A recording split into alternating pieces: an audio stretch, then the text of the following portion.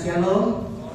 Puji nama Tuhan, kembali kita beribadah di rumah Tuhan pada pagi hari ini, hari di mana Yesus naik ke surga, duduk sebelah kanan Allah Bapa yang Maha Kuasa, dan Ia menyediakan tempat bagi kita sekalian yang percaya kepadanya. Mari kita sebelum ibadah kita bersatu di dalam doa. Terima kasih Tuhan, terima kasih Yesus, terima kasih Roh Kudus. Terima kasih untuk penyertaan-Mu, kasih setia-Mu yang melimpah dalam kehidupan kami pada pagi hari ini. Kami sidang jemaat-Mu di Bukit Sion bersyukur buat penyertaan Tuhan yang melimpah dalam kehidupan setiap kami. Kami dimampukan kembali pada pagi hari ini berkumpul menaikkan pujian penyembahan kami di hadapan-Mu Bapa. Ini setiap kami jemaat-Mu di tempat ini, dan kami menyerahkan ibadah kami ke dalam tangan Tuhan. Kiranya Kau memberkati ibadah ini, Kau menyertai ibadah ini dari awal hingga akhir, dan kami minta campur tangan Tuhan atas ibadah ini, sehingga ibadah ini boleh memuliakan nama-Mu dan menyenangkan hati Tuhan. Saudara-saudara seiman kami yang masih dalam perjalanan tiba di tempat ini dengan selamat. Di dalam nama Yesus kami berdoa dan mengucap syukur. Haleluya, amin. Mari Bapak Ibu Saudara, kita sama-sama berdiri di hadapan Tuhan. Kita bersyukur kebaikan Tuhan, kasih setia Tuhan tetap ada sampai hari ini dalam hidup kita. Indahnya kasih Tuhan. Haleluya. Mari kita angkat pujian ini. Tuhan, sungguh ku bersyukur Kau menyertai hidupku selama ini. Bapa, ku berterima kasih untuk kasih setiamu yang tak pernah berakhir. Aku ada hari ini, aku ada hari ini karena Tuhan baik dan teramat baik bagiku. Semua yang ku alami bersamamu ku lewati. Indahnya kasih Tuhan seperti pelangi. Sehari hujan membangkitkan pujian ini. Tuhan, sungguh ku bersyukur. Tuhan, sungguh ku bersyukur. Kau menyertai hidupku selama ini. Bapa, ku berterima kasih untuk kasih setiamu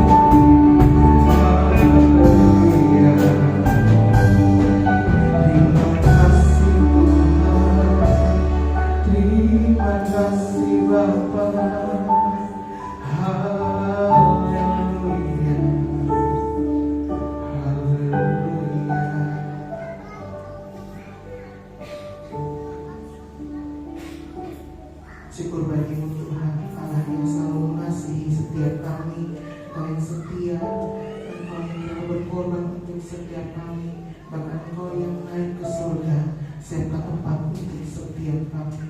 Terima kasih Tuhan Yesus. Terima kasih Bapa. Pada pagi hari kamu lebih lagi memuji dan memuliakan Tuhan. Bebaskan roh setiap kami untuk memuji Engkau. Dan kami tahu Tuhan, ketika pujian dan penyembahan kami dinaikkan, adalah roh yang tidak senangkan ibadah kami pada pagi hari ini. Kami bersatu hati, kami ikat segala setan iblis roh yang tinggal kepada kami di dalam nama Yesus. Biar roh Tuhan, roh kudus saja yang beracara atas setiap kami, atas pujian penyembahan kami, atas ibadah kami. Terima kasih Tuhan Yesus. Kami siap memuji Engkau lebih lagi. Haleluya, amin. Puji nama Tuhan. Kita masih berdiri dan kita terus dengan pujian penyembahan kita di hadapan Tuhan. Kita akan pujian api kemuliaan.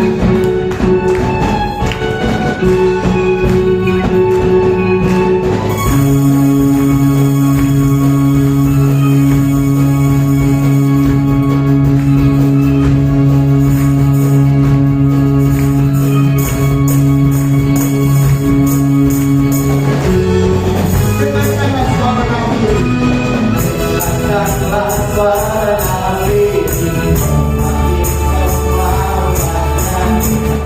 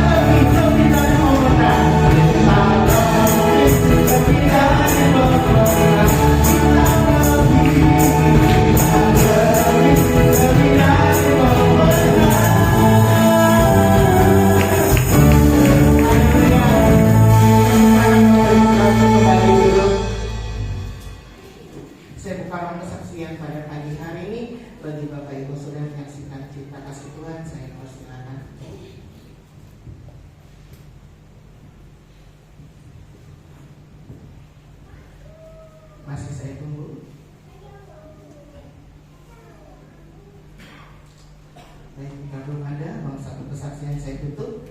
Dan tiba saatnya pada pagi ini kita akan mempersiapkan persembahan kita. Namun sebelumnya kita akan bersatu di dalam doa. Saya minta dengan kasih Kristus Ibu Rusnawati pimpin kita dalam doa persembahan. Tuhan Yesus,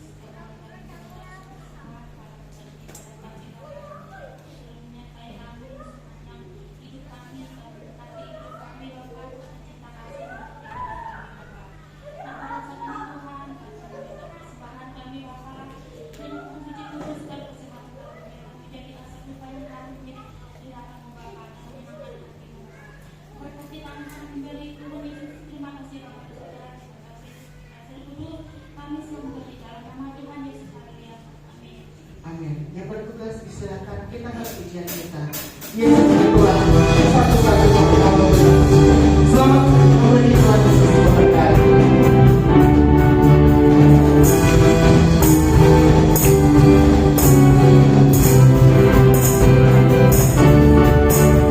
Yesus itulah satu-satunya Allah yang sungguh. Dia berjanji akan kembali angkat kita semua. Yesus itulah satu-satunya Allah yang sungguh. Dia berjanji akan kembali angkat kita.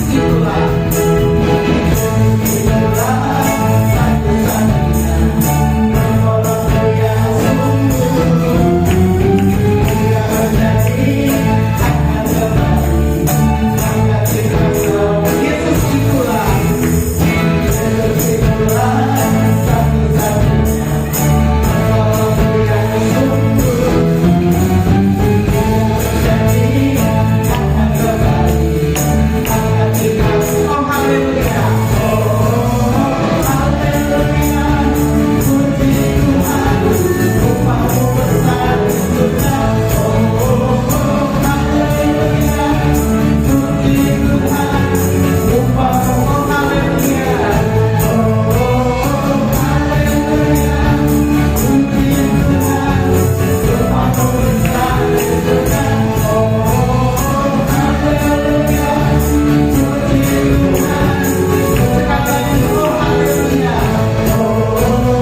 puji Tuhan, Tuhanmu besar.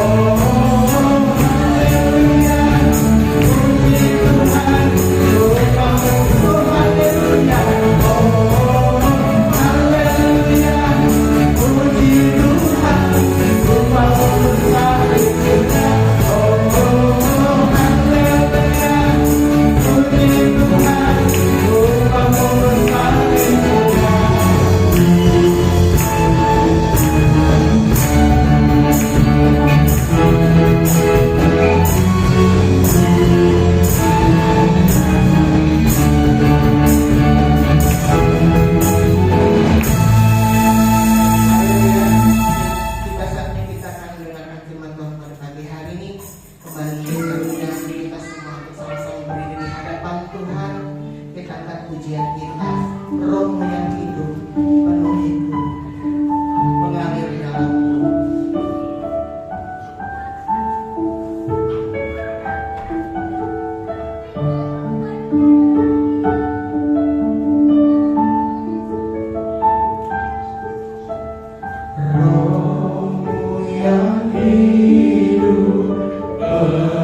penuhiku.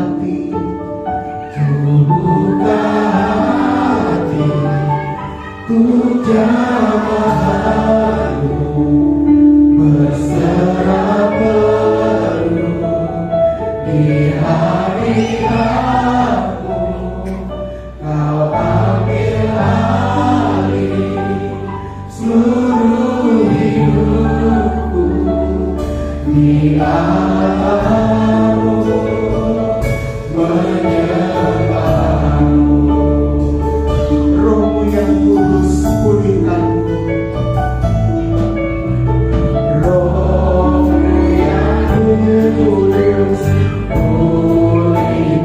Engkaulah damaiku.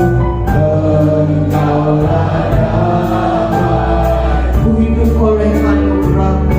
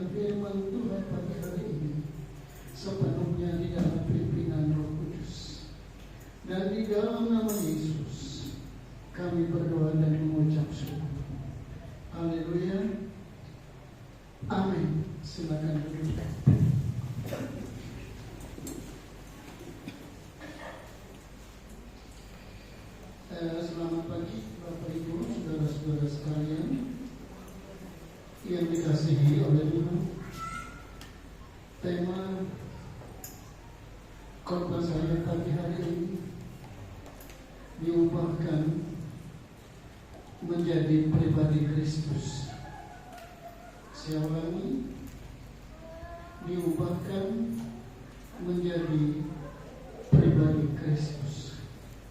Begitu saya mengajak kita membaca firman Tuhan yang tertulis di dalam Injil Lukas pasal 24. Injil Lukas pasal 24. Kita baca mulai dari ayat yang ke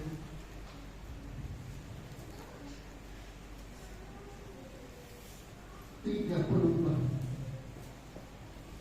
Saya ulangi, Injil Lukas pasal yang ke-24.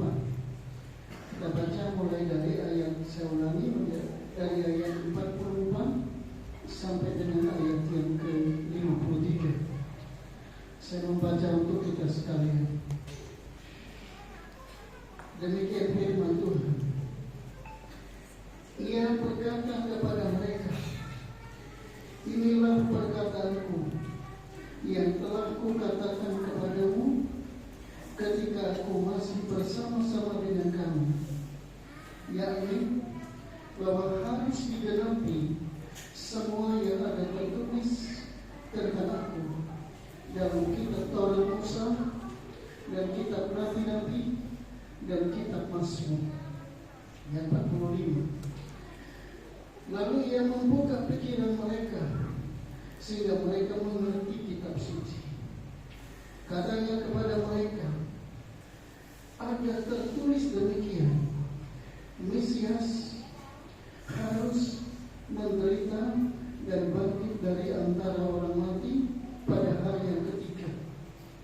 Dan lagi dalam namanya berita tentang pertobatan dan pengampunan dosa harus disampaikan kepada segala bangsa mulai dari Yerusalem.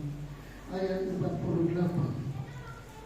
Kamu adalah saksi dari semuanya ini, dan aku akan mengirim kepadamu apa yang dijanjikan Bapakku.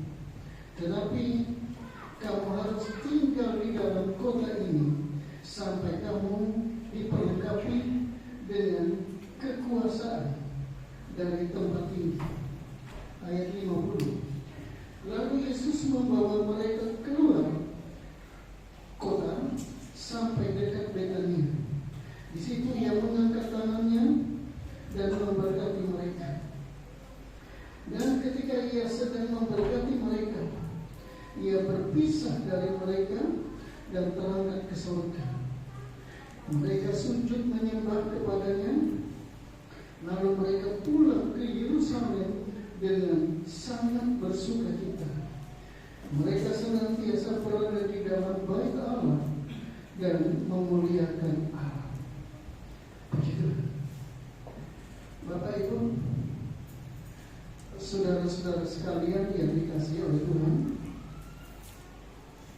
mengapa saya mengambil tema diubahkan menjadi pribadi Yesus atau menjadi pribadi yang menyenangkan hati Tuhan? Ada 4 alasan Bapak Ibu dari nas yang kita baca. Yang pertama ayat 44. Ya, saya ulangi sekali lagi. Yang pertama ayat 44. Kita baca saja biar jelas. Ia berkata kepada mereka, inilah perkataanku yang telah kukatakan kepadamu ketika aku masih bersama-sama dengan kamu, yakni bahwa harus digenapi semua yang ada tertulis tentang aku dalam kitab Musa. Saya ulangi, dalam kitab Taurat Musa dan kitab Nabi-Nabi dan kitab Mazmur. Bapak Ibu, saudara-saudara sekalian yang dikasihi oleh Tuhan, kenaikan Yesus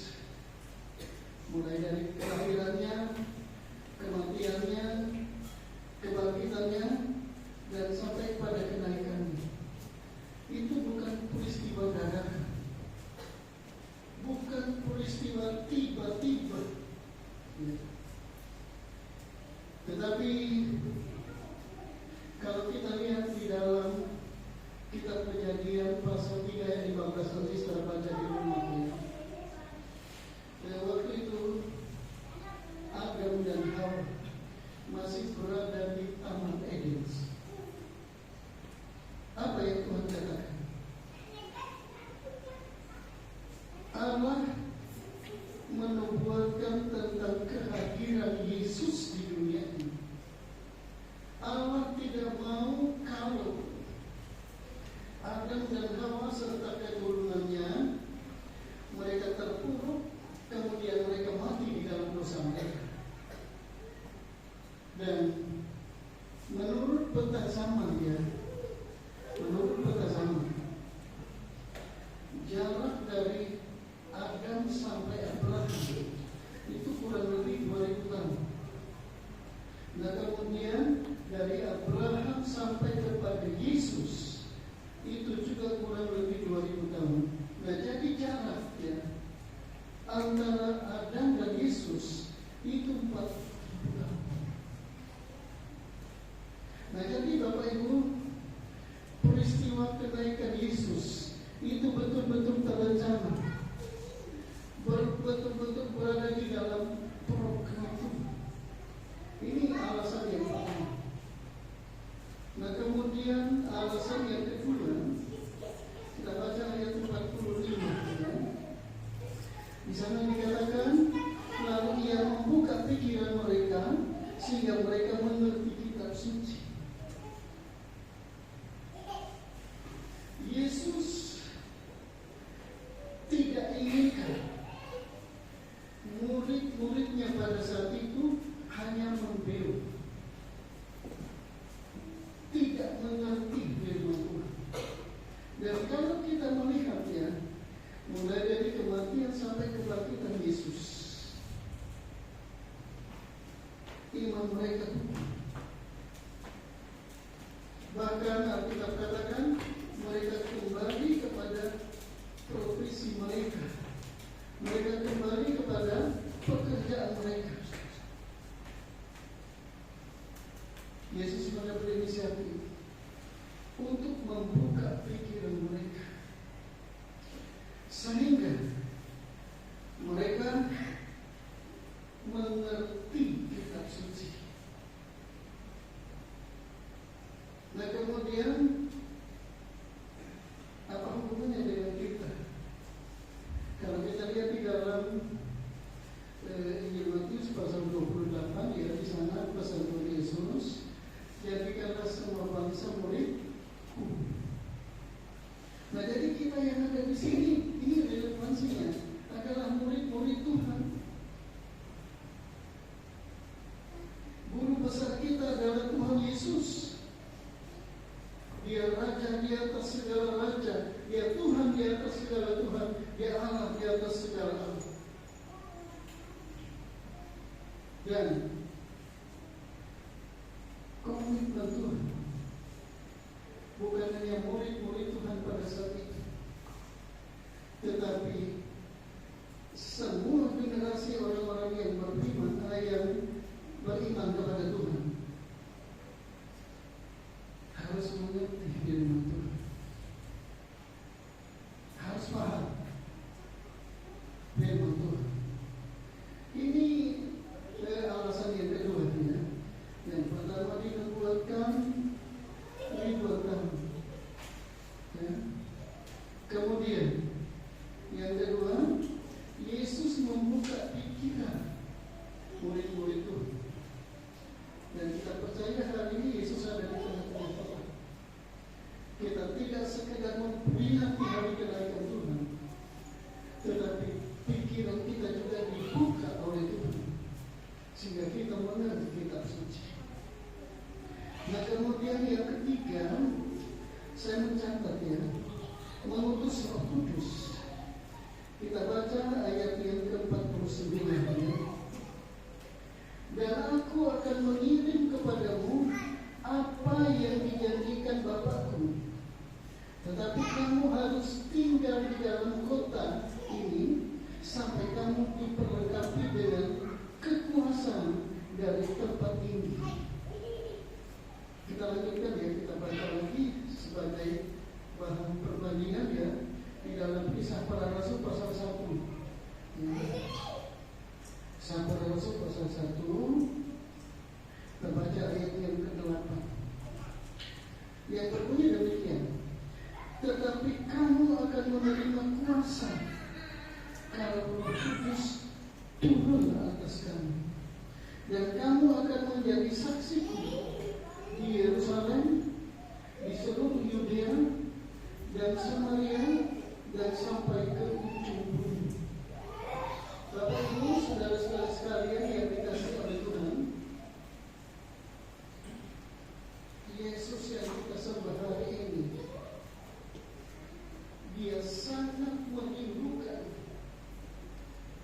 agar bukan hanya murid-murid Tuhan kurang lebih 2000 tahun yang lampau dibaptis dan dipenuhkan dengan Roh Kudus, tetapi Dia juga menghendaki kita semua yang ada di sini sebagai bagian dari orang-orang kudus Tuhan, sebagai bagian dari orang-orang yang beriman kepada Tuhan, supaya kita dibaptis dan dipenuhkan dengan Roh Kudus. Dan akibatnya Bapak Ibu, kita akan menjadi saksi Tuhan. Kalau murid-murid Tuhan pada saat itu, mereka menjadi saksi Tuhan di Yerusalem, di Yudea, di Samaria, dan sampai ke ujung bumi. Nah, jadi kita ada hal ini karena hasil perjalanan mereka. Karena murid-murid Tuhan diubahkan oleh Tuhan menjadi satu pribadi, sehingga melalui mereka berita Injil, berita sukacita sampai ke seluruh dunia, termasuk kita yang ada di sini. Ini alasan yang ketiga. Nah, kemudian alasan yang keempat, kita baca ayat yang ke dari Injil Lukas tadi ya, dari ayat yang ke 50 dan 51. Lalu Yesus membawa mereka keluar kota sampai dekat Betania. Di situ Ia mengangkat tangannya dan memberkati mereka. Dan ketika Ia sedang memberkati mereka, Ia berpisah dari mereka dan terangkat ke surga. Alasan yang keempat di dalam masa kita baca, Yesus menjelang Dia terangkat ke surga, Dia memberkati murid-murid Tuhan. Dia mengangkat tangannya dan memberkati mereka, lalu berpisah dari mereka.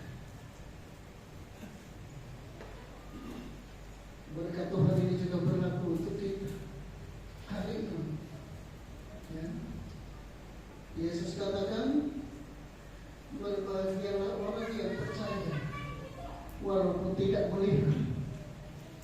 Nah, jadi kita ini tidak melihat dengan mata jasmani kita, tetapi melalui berita, melalui kejadian yang nyata kurang lebih 2000 tahun yang lampau. Allah juga memberkati kita dengan berkat-berkat istimewa dari surga. Ini istilah saya ya. Dan itu berdampak sekali kepada murid-murid Tuhan pada saat itu. Kita baca ayat yang ke 52 dan 53. Mereka sujud menyembah kepadanya, N-nya huruf besar berarti Yesus. Lalu mereka pulang ke Yerusalem dan sangat bersukacita. Ayat 53. mereka senantiasa berada di dalam bait Allah dan memuliakan Allah. Hidup mereka diubahkan, ya, melalui tangan Yesus yang diangkat memberkati mereka. Berkat itu tercurah yang merubah pribadi mereka. Kalau tadinya mereka tidak percaya, ya, mereka bimbang, mereka ragu. Tetapi Bapak Ibu, kalau kita melihat di dalam ayat ini ada perubahan yang besar. Kalau Bapak Ibu membaca ayat sebelumnya, ya,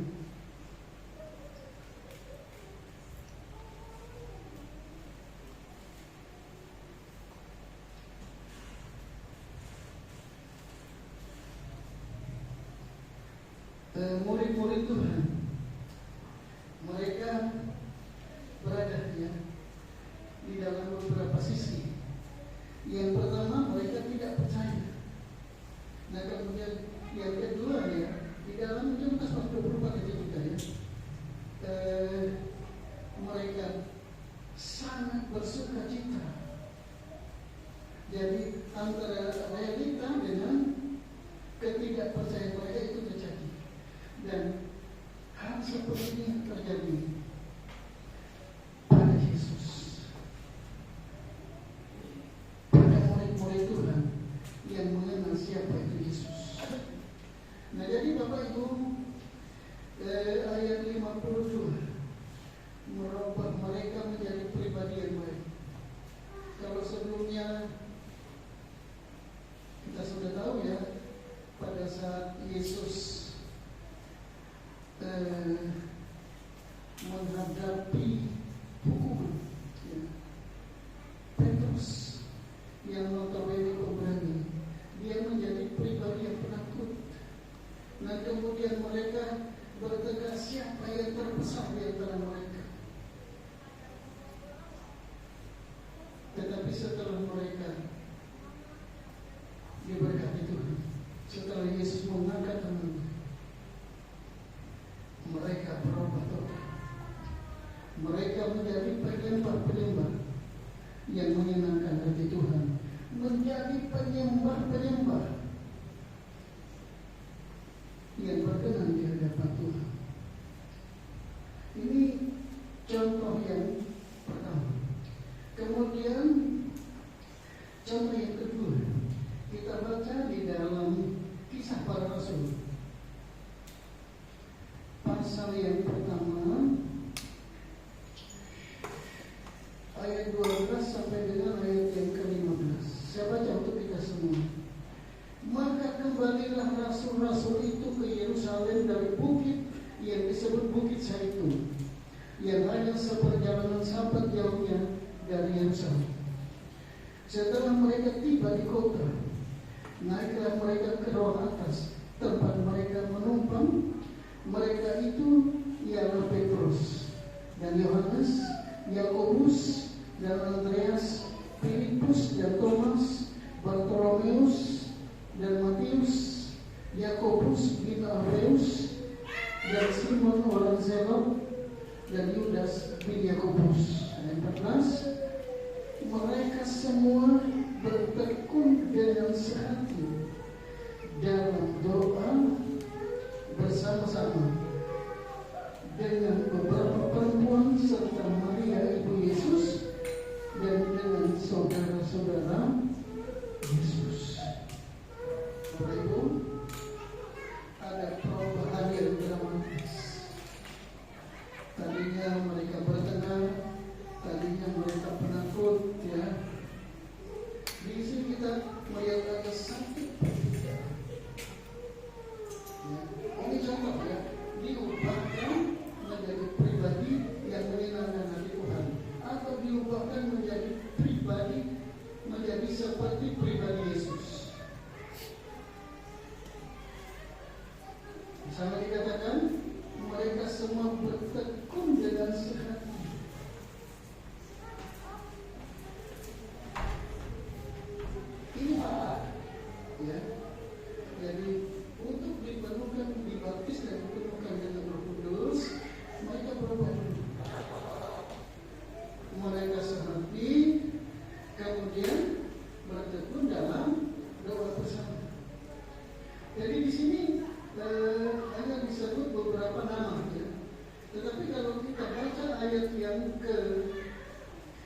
15 ya, jumlah mereka tidak sedikit, 120 orang.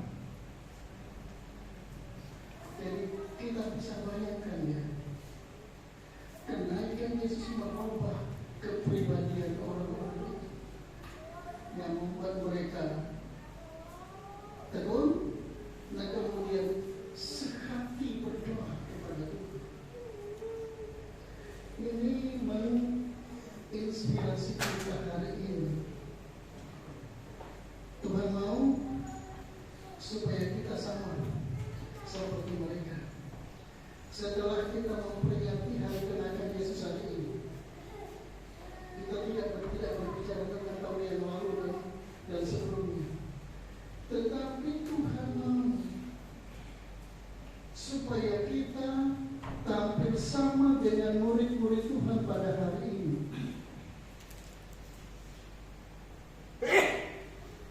Kita sehati, kemudian kita bertekun dan berdoa. Saya mengimbau kita semua, ayo, Tuhan mau supaya firman Tuhan yang diberitakan hari ini memberikan daya serat yang besar di dalam kehidupan kita untuk mengubah hidup kita menjadi pribadi yang sama seperti pribadi Yesus. Ini contoh yang kedua. Kemudian contoh yang ketiga, Bapak Ibu, kita lihat di dalam Kisah Rasul pasal 21 itu juga ya, ayat yang ke-23 ya. Ayat 23 sampai dengan ayat yang ke-25 yang berbeda. Lalu mereka mengusulkan 2 orang, Yusuf yang disebut Barsabas dan yang juga bernama Yustus dan Matias. Mereka semua berdoa dan berkata, "Ya Tuhan, Engkaulah yang mengenal hati semua orang. Tunjukkanlah kiranya siapa yang Kau pilih dari kedua orang ini." Berikut ayat 25, untuk menerima jabatan pelayanan, yaitu kerasulan, yang ditinggalkan Yudas yang telah jatuh ke tempat yang wajar baginya.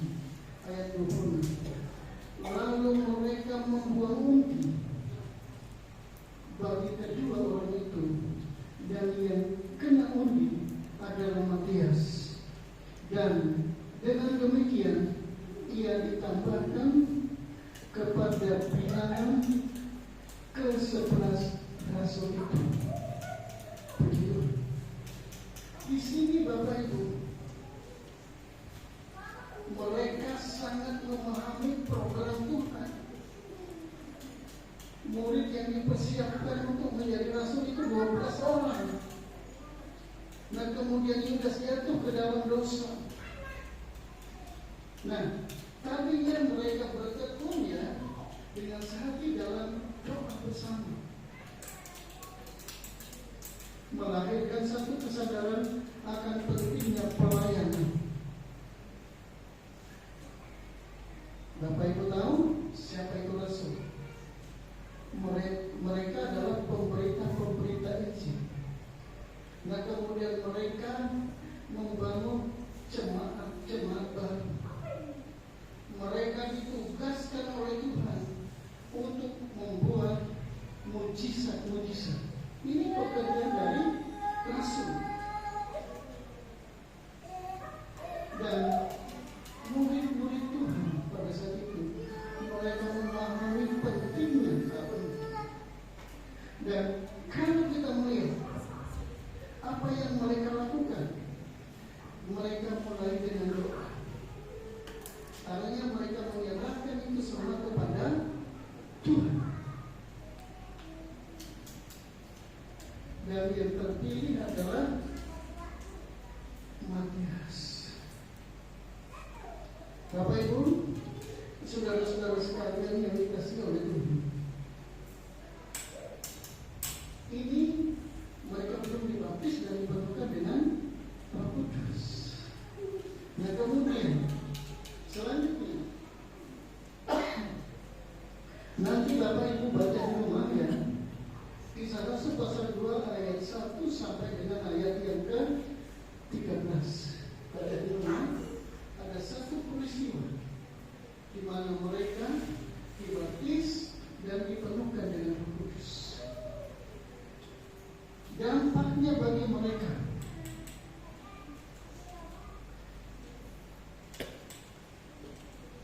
Petrus yang tadinya tidak mengerti firman Tuhan sudah dibukakan oleh Tuhan pikirannya, dia berkata. Saya pernah mendengar satu kesaksian seorang hamba Tuhan ya. Dia bukan kaleng-kaleng, dia dokter, pendeta Alfred Esrasul. Dia katakan untuk menyiapkan khotbah itu bukan perkara yang ringan. Pernah satu kali peristiwa, sejam lagi itu kepergian. Pendeta tidak siap untuk berkhotbah,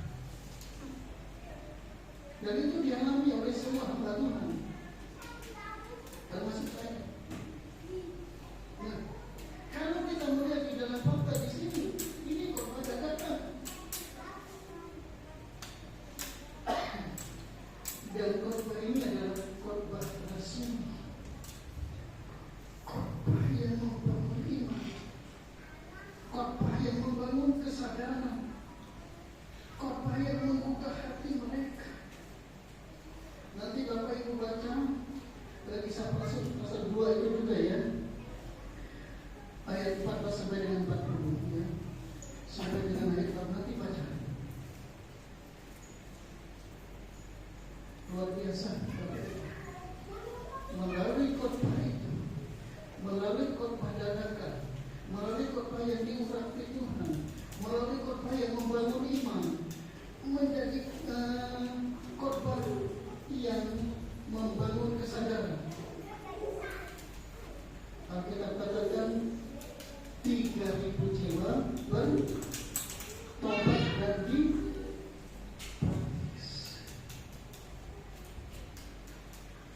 Selanjutnya Bapak Ibu, tadi saya katakan ya, karena Yesus yang mengatakan itu, berbahagialah orang yang percaya walaupun tidak melihat. Dia katakan kepada Thomas ya, kamu percaya dengan kamu melihat, tetapi percayalah orang yang percaya tapi tidak melihat. 3.000 jiwa bertobat. Apa yang mereka lakukan? Kita baca di dalam ayat yang ke-41 dari pasal 2 itu, ayat 41 sampai dengan ayat yang ke-47. Ayat ini bukan ayat yang kita sudah tahu semua, tetapi adakah ayat ini ya menjadi satu pegangan bagi kita hari ini. Saya baca untuk kita semua dengan berikut cara hidup jemaat yang pertama. Orang-orang yang menerima perkataannya itu memberi diri dibaptis, dan pada hari itu jumlah mereka bertambah kira-kira 3.000 jiwa. Mereka bertekun dalam pengajaran rasul-rasul dan dalam persekutu, dan mereka selalu berkumpul untuk memecahkan roti dan berdoa. Maka ketakutanlah mereka semua, sedang rasul-rasul itu mengadakan banyak mujizat dan tanda. Ayat 44. Dan semua orang yang telah jadi percaya tetap kepunyaan mereka adalah kepunyaan bersama. Dan selalu ada dari mereka yang menjual harta miliknya lalu membagikannya kepada semua orang sesuai dengan keperluan masing-masing. Dengan bertekun dan dengan sehati mereka berkumpul tiap-tiap hari dalam bait Allah. Mereka memecahkan roti di rumah masing-masing secara bergiliran dan makan bersama-sama dengan gembira dan dengan tulus hati. Ayat yang ke-47. Sambil memuji Allah dan mereka disukai semua orang, dan tiap-tiap hari Tuhan menambahkan jumlah mereka dengan orang-orang yang diselamatkan. Bapak Ibu saudara-saudara sekalian yang dikasihi oleh Tuhan, khotbah rasuli yang disampaikan oleh Petrus melahirkan jemaat yang sangat loyal kepada Tuhan. Mereka sangat taat kepada Tuhan. Ini juga menjadi inspirasi kita hari ini. Kalau jemaat yang pertama 3.000 orang, apa yang mereka lakukan? Ayat 41 ya, 42 maksud saya, mereka bertekun dalam pengajaran rasul-rasul dan dalam persekutuan. Jadi Bapak Ibu, apa yang diajarkan oleh rasul-rasul? Firman Tuhan, ketetapan Tuhan, aturan Tuhan, janji Tuhan, hukum Tuhan, dan seterusnya. Mereka sangat bertekun. Ini menginspirasi kita hari ini. Kalau zaman sekarang ini ya, kita hanya paling lama 2 jam ya, 1 minggu. Paling lama 2 jam. Ini menginspirasi kita.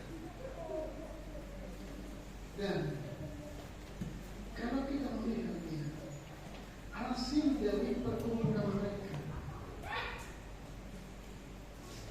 melahirkan jemaat yang sungguh-sungguh mencintai Tuhan. Ayat yang ke-47, sambil memuji Allah dan mereka disukai semua orang, dan tiap-tiap hari Tuhan menambah jumlah mereka dengan orang-orang yang diselamatkan. Luar biasa. Mereka tidak melihat ya, tetapi mereka menjadi loyalis Tuhan yang sungguh-sungguh menyenangkan hati Tuhan. Ayat yang terakhir saya tidak terlalu lama ya, dari pasal itu dari pasal 4 ya, kita baca ayat yang ke-4. Kisah Rasul pasal 4 ayat yang ke-4 yang berbunyi demikian. Tetapi di antara orang yang mendengar ajaran itu banyak yang menjadi percaya, sehingga jumlah mereka menjadi kira-kira 5.000 orang laki-laki. Jadi dari 3.000 ya menjadi 5.000 ini laki-laki. Kalau yang 5.000 ini punya istri 1 misalnya, kemudian percaya Tuhan dengan istri, berarti kan 10.000. Kalau punya anak 1, berarti 15.000. Kalau istrinya 2, ya tentu lebih banyak lagi. Nah, jadi apa yang terjadi? Ini contoh-contohnya yang memotivasi kita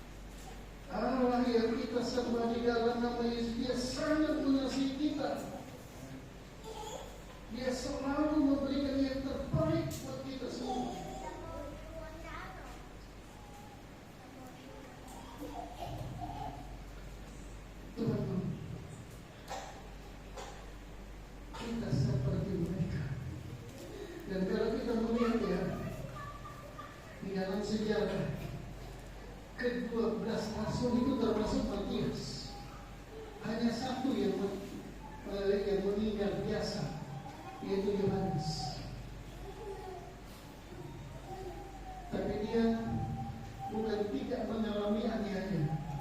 Dia pernah digoreng dalam satu tempat ya, minyak yang begitu panas, tapi mukjizat Allah terjadi. Nah kemudian oleh kemurahan Tuhan dia dibuang ke Pulau Patmos. Di sana ya, sebetulnya tujuannya itu untuk kerja paksa. Kalau kita di dalam sejarah, di sana dia menulis kitab Wahyu, ya, kitab yang berbicara tentang hari sama. Tetapi selebihnya Bapak Ibu, mereka menapisah, termasuk Petrus. Ada beberapa di antara mereka disalib dengan kaki ke atas kepala ke bawah.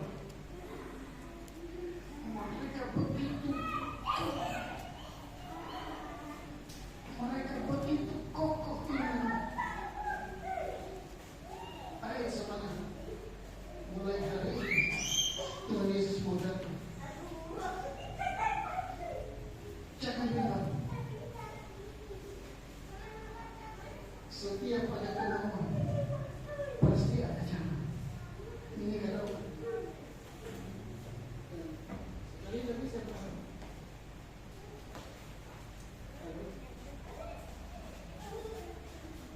Aduh, jangan ke depan, jangan ke depan.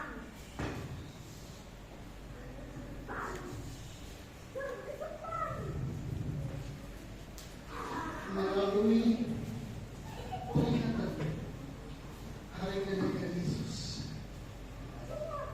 kita tampil sama seperti murid Tuhan. Kita memiliki berdoa yang kita hadir dalam setiap ibadah.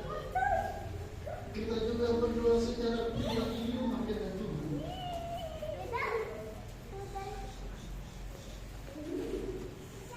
Saya percaya karena yang berkata itu Tuhan Yesus, yang berjanji Tuhan Yesus, dan janji ini ditujukan kepada orang-orang yang setia memilih Tuhan, setia melayani Tuhan, setia ikut Tuhan. Injil Matius pasal 28 nanti baca di rumah. Aku menyertai kamu sampai akhir zaman. Jadi penyertaan Tuhan itu lintas generasi. Bukan hanya murid-murid Tuhan dalam 2000 tahun yang lalu, tetapi semua disertai itu sampai hari ini, bahkan sampai Yesus datang kembali. Saya tekankan sekali lagi, ayo semangat. Ayo kita sama seperti murid-murid Tuhan. Amin.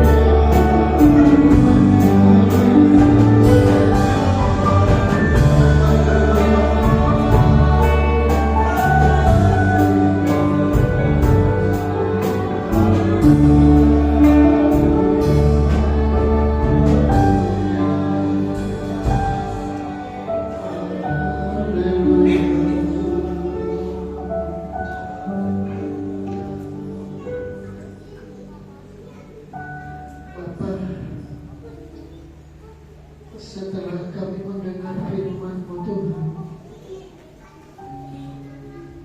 kami rindu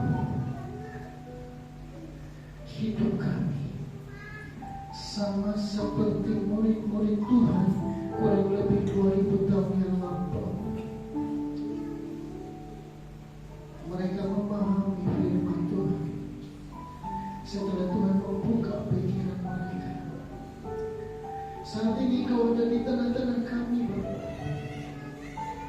Dalam nama Yesus, Tuhan membuka pikiran kami hari ini, agar kami mengerti kitab suci, kami mengerti rencana Tuhan, kami mengerti hukum Tuhan, kami mengerti ketetapan Tuhan, dan sekaligus kami dimampukan untuk melakukannya dengan setia di dalam kehidupan kami hari lepas hari. Terima kasih Tuhan. Kami percaya hari ini kami sekalian yang ada di sini diubahkan oleh Tuhan menjadi pribadi yang utuh, menjadi pribadi yang memiliki pikiran dan perasaan Tuhan, sehingga hidup kami menyenangkan hati Tuhan. Kami mau menjadi saksi Tuhan dimanapun kami berada. Terima kasih Tuhan Yesus. Terima kasih Roh Kudus.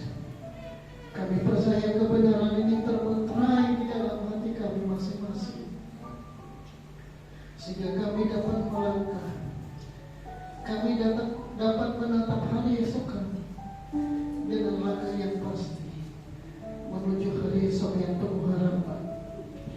Terima kasih Bapa di surga. Kami percaya Tuhan memberkati semua pelayan Tuhan hari ini. Tuhan memberkati seluruh jemaat sesuai dengan janji Tuhan yang tertulis dalam kitab suci. Terima kasih Bapa. Dalam kesempatan ini kami juga terus berdoa Tuhan untuk saudara-saudara kami yang tidak bisa hadir di sini. Engkau bersama-sama mereka. Engkau menjadi jawaban di dalam setiap pergumulan mereka. Dan Engkau juga membangun semangat yang membara di dalam hidup mereka, sehingga mulai hari Minggu nanti dan seterusnya mereka bisa datang bersama-sama kami di sini untuk kami menikmati berkat Tuhan, untuk kami bersama-sama menikmati janji Tuhan, untuk kami bersama-sama menikmati kebaikan Tuhan. Terima kasih Tuhan. Sembuhkan yang sakit, kuatkan yang lemah, berkati yang kekurangan, balut hati yang terluka. Terima kasih Tuhan Yesus. Dalam kesempatan ini kami juga terus berdoa untuk bangsa dan negara kami. Kami rindu Tuhan agar bangsa ini menikmati janji-janji Tuhan. Kami rindu Bapa agar kemuliaan Allah yang kilang gemilang itu terjadi di tengah-tengah bangsa ini. Untuk itu Engkau berkenan memakai semua denominasi gereja, sehingga kami bisa bergandeng tangan untuk memberitakan Injil, untuk memberitakan kabar sukacita, sehingga negara ini penuh dengan pujian penyembahan kepada Tuhan.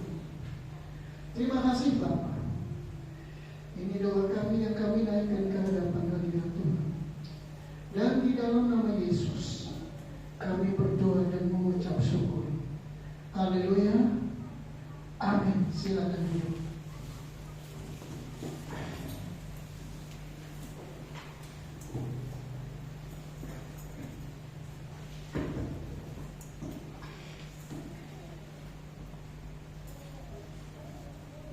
Kita sudah diberkati melalui pemberitaan firman Tuhan pada pagi hari ini, dan tiba saatnya kembali akan memberikan persembahan kita.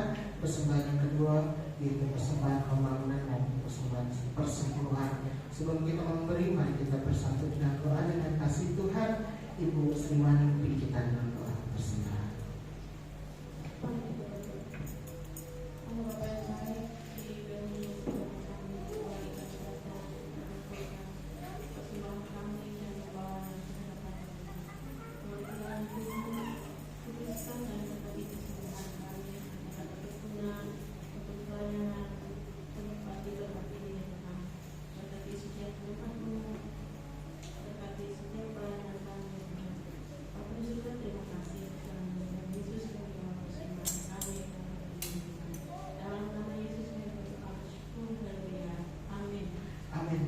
Selamat memberikan semangat. Kita akan berjaya. Yesus itu satu-satu.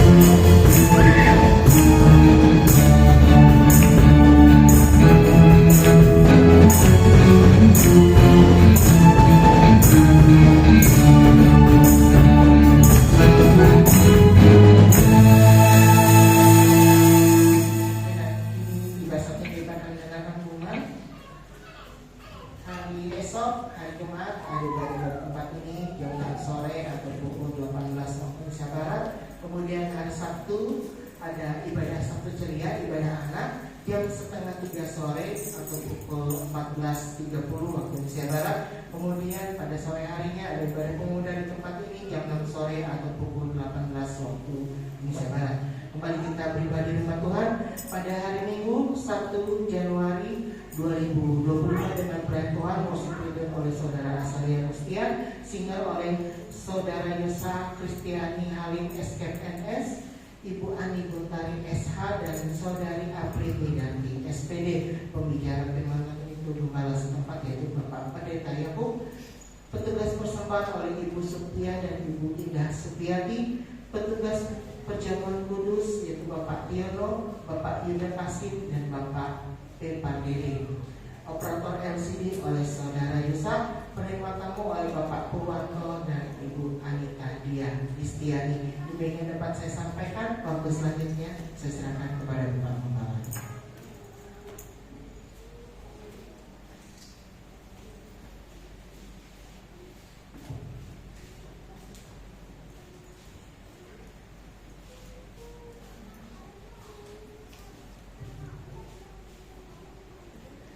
Sehingga kita berdiri, kita akhiri ibadah kita pagi hari ini. Bapak, terima kasih karena hadir di tengah-tengah